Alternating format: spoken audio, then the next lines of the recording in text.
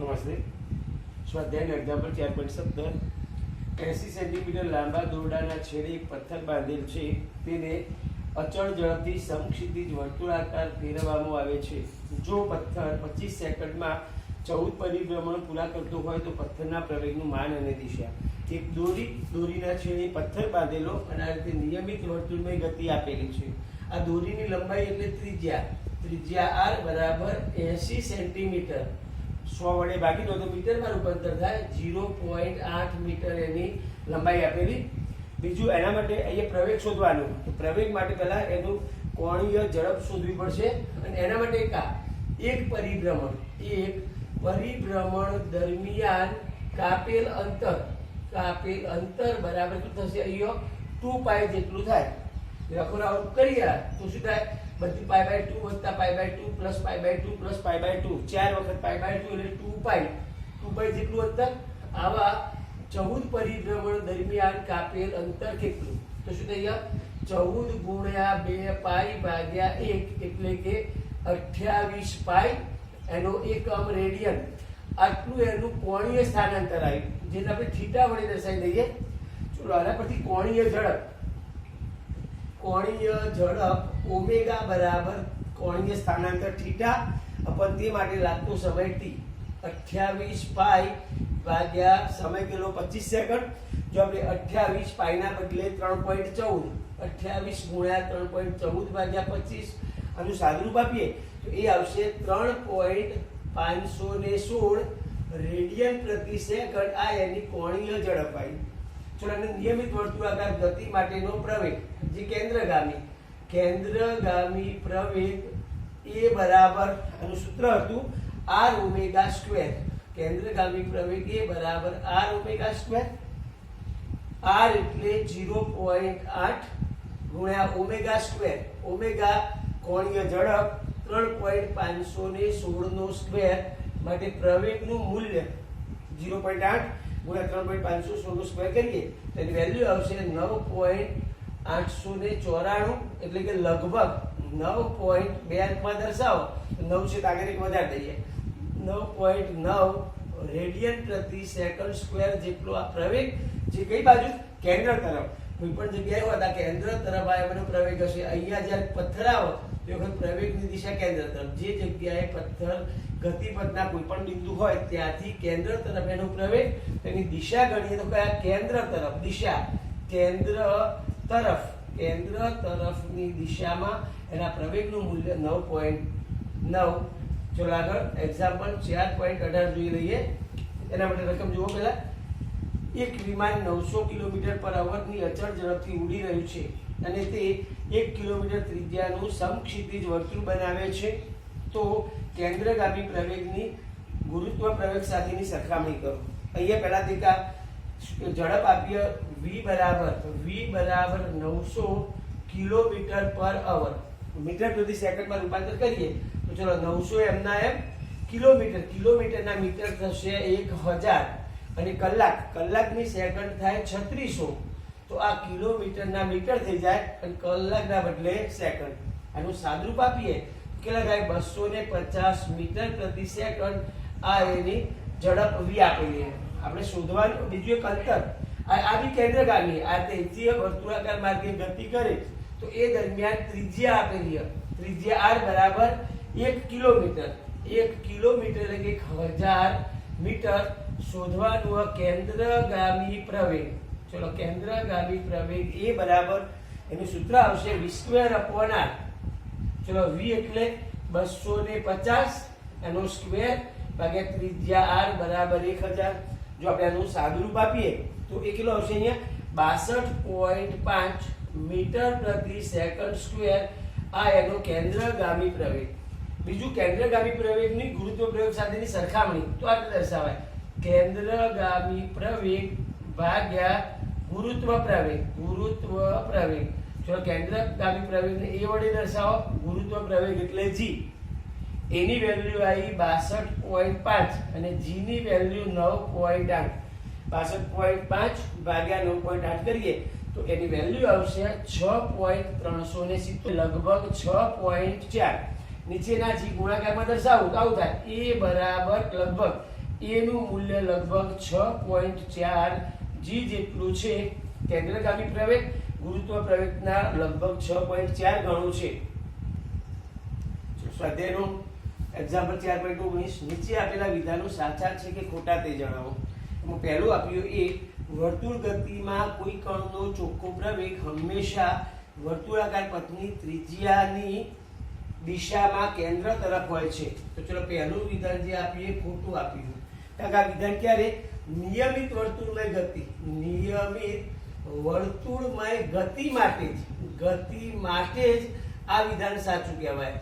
વિધાન સત્ય છે. જો પદાર્થ નિયમિત વર્તુળમય ગતિ કરતો હોય તો જ એના માટે એના શું થાય પ્રવેગની જે દિશા હોય કેન્દ્ર તરફ મળવાની. બાકીના ગતિ માટેની એ કોઈ ચોક્કસ તમને દિશા નહીં આપી, કઈ ગતિ છે ગતિનો પ્રકાર નહીં આપ્યો, એટલા માટે વિધાન ખોટું. ચલો બીજા બી જોઈએ. કોઈ બિંદુ પાસે કણનો વેગ હંમેશા તે બિંદુ પાસેના પથની દિશામાં દોરેલા સ્પર્શકની દિશામાં હોય. આ માર્ગે પદાર્થ ગતિ કરતો હોય તો આ બિંદુ આગળ વેગની દિશા ત્યાં હોય, એની વેગની દિશા સ્પર્શક તરફ. અહીંયાથી આ બાજુ આવો તો વેગની દિશા સ્પર્શક તરફ આવે. સુરેખ ગતિ હોય તો પણ એની દિશા કયા સ્પર્શક તરફ. તો આ વિધાન સત્ય. કોઈ પણ પ્રકારની ગતિ માટે સત્ય છે. એ પદાર્થ પછી કોઈ અર્થે નિયમિત વર્તુળની ગતિ કરતો હોય કે સુરેખ ગતિ કરતો હોય, દરેક માટે આ વિધાન સત્ય છે. ત્રીજો પોઈન્ટ જોઈ લઈએ. નિયમિત વર્તુળ ગતિ કરતા કણ માટે એક પરિભ્રમણ પર લીધેલા સરેરાશ પ્રવેગ શૂન્ય સદિશ હોય છે. નિયમિત વર્તુળમય ગતિમાં આપણે જોઈએ પ્રમાણે કણના પ્રવેગની દિશા કેન્દ્ર તરફ હોય. અહીંયાથી ગણીએ તો એ વખતે પ્રવેગની દિશા કઈ બાજુ? કેન્દ્ર તરફ. ચલો આ પણ અહીંયા પરિભ્રમણ કરીને આ બાજુ આવે તો એ વખત પ્રવેગની દિશા કેન્દ્ર તરફ.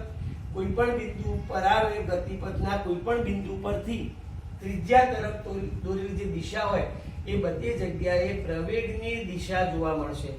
તો આ એ પ્રવેગની દિશા. તો અહીંયા આ વિધાન પણ સત્ય. કેમ? કારણ કે અહીંયા એક પરિભ્રમણ દરમિયાન આ બધા જ પ્રવેગનો સર એકદમ નજીક આ બધી નજીક આપણે વેલ્યુ લઈએ તો એ વખતે આ બધા સામસામેના પ્રવેગના પરસ્પર વિરુદ્ધ દિશાના મૂલ્યો હોવાથી એ રદ થશે, નાબૂદ થશે. એટલે કે અહીંયા શું થાય? એક પરિભ્રમણ દરમિયાન આવા પ્રવેગોનો સદિશ બધા જ પ્રવેગોનો સદિશ સરવાળો કરીએ. સદિશ સરવાળો તો કેવો? શૂન્ય થશે. એટલે કે એક પરિભ્રમણ દરમિયાન એનો સરેરાશ પ્રવેગ બરાબર શૂન્ય સદિશ થશે. આ વિધાન સત્ય છે. એક્ઝામ્પલ 4.20. એક કણનો સ્થાન સદિશ r બરાબર 3ti caret minus 2t² g caret plus 4 meter છે. જ્યાં t સેકન્ડમાં તથા દરેક સહગુણકનો એકમ એ રીતે છે કે જેથી r મીટરમાં મળે. તો કણનો વેગ સદિશ v અને પ્રવેગ સદિશ a મેળવો. t બરાબર 2 સેકન્ડ માટે કણનું વેગનું માન અને દિશા શોધો.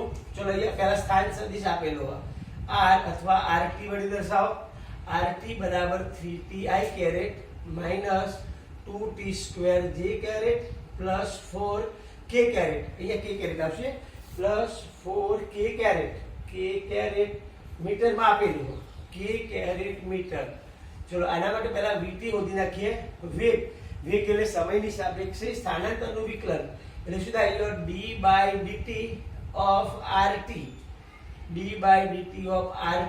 એટલે કે d/dt ઓફ rt એટલે 3t minus 2t² 3ti caret minus 2t² j caret plus 4k caret.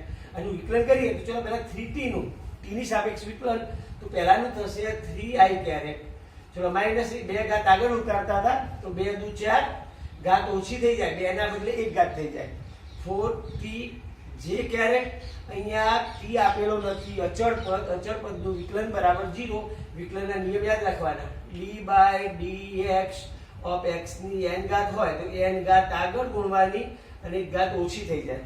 અને d/dx ઓફ અહીંયા કોઈ પણ અચળ પદ હોય તેનું વિકલન બરાબર 0. તો ચલો આ આવ્યું એક વેગ સદિશ. ચલો સદિશ વડે દર્શાવીએ. પ્રવેગ at બરાબર. તો પ્રવેગ એટલે શું થાય?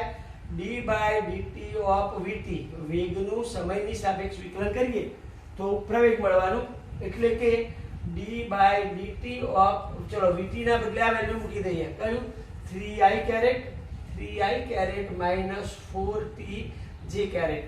વિકલન કરીએ તો પેલું અચળ પદ, આમાં t નથી, અચળ પદનું 0, ચલો 4t એક ઘાત છે તો 4 એકા 4 અને t ની 0 ઘાત, એટલે કે સદિશ at બરાબર માઈનસ 4j કેરેટ. તો પહેલા બે સદિશ આપણે શોધી કાઢ્યા. t બરાબર 2 સેકન્ડ માટે વેગ શોધવાનો. ચલો અહીંયા a હતો, બી પોઈન્ટ જોઈએ.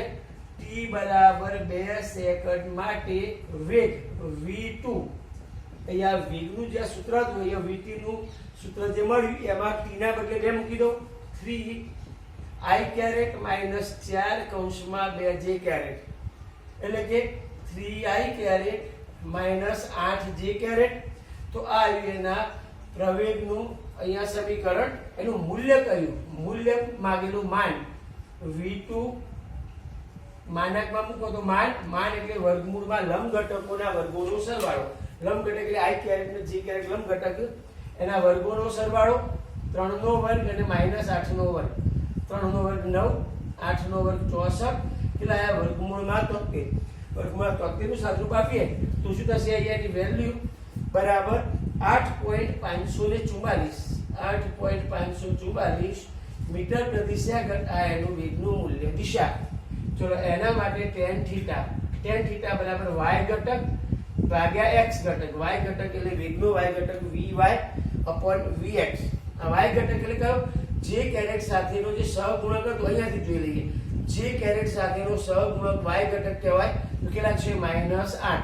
અને i કેરેટ સાથેનો સહગુણક એ x ઘટક કહેવાય, -8 ભાગ્યા 3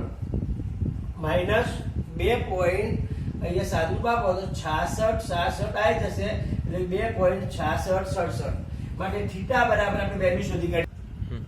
નેચરલ ટેન્જન્ટમાં જોઈ લઈએ આપણે 2 પોઈન્ટ કેટલી વેલ્યુ આપી? 6667. તો અહીંયાથી 0 પોઈન્ટ, અહીંયાથી 1 ચાલુ થાય. 1 પોઈન્ટ આગળ ઉપર જાઓ તો જો આટલે આવે એટલે 2 પોઈન્ટ સ્ટાર્ટ થાય. જો પહેલી લાઈનમાં જોવાનું, દરેક જગ્યામાં પોઈન્ટ આપેલો ના હોય, ખાલી પહેલી લાઈનમાં જોઈને ખબર પડે કે અહીંયા કેટલા છે. પહેલું 2 પોઈન્ટ એટલે શું આવ્યું?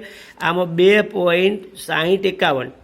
એના પછી 2 પોઈન્ટ જ ગણવાના. 2.6187, 2.6325, 2.6464, 2.6605 અને અહીંયા 2.6746 વધી ગયા એટલે આ રહે 2.6605. 6667 લાવવા માટે બીજા 62ની જરૂર પડે. તો અહીંયા એના એ લાઈનમાં ડિફરન્ટમાં જુઓ 62 નથી, પણ 62ની નજીકની વેલ્યુ 71. આ ચાલે. તો આ બાજુ ગણીએ તો એંગલ કેટલો? અહીંયા ગણીએ તો 69° અને મિનિટ ગણીએ તો મિનિટમાં કેટલા? 24 મિનિટ અને આ બીજી 3, 24 ને 3 27. થીટા બરાબર કેટલા આવ્યા? 69 મિનિટ અને 69° અને 27 મિનિટ. જો પોઈન્ટમાં લઈએ તો 27 ને 60 વડે ભાગી નાખવાના. 27 ભાગ્યા 60, 0 પોઈન્ટ. અહીંયા 6 ચોક 24 એટલે શું થશે? અહીંયા 240, 30 વધ્યા, 60 55 300, તો 0.45. 69.45 નજીકની વેલ્યુ લઈએ તો 69.5. અહીંયા માઇનસ આપેલો ખાસ. અહીંયા જો ઉપરની બાજુ જાઓ તો એંગલ કયો લેવાનો? પ્લસ. અને માઇનસ છે x અક્ષની નીચેની તરફ, જે x અક્ષની નીચેની તરફ કેટલો એંગલ? નીચેની તરફ 69.5. તો આ રીતે આ બાજુનો એંગલ 69.5, નીચેની તરફના એંગલ પર આ વેગ મળશે.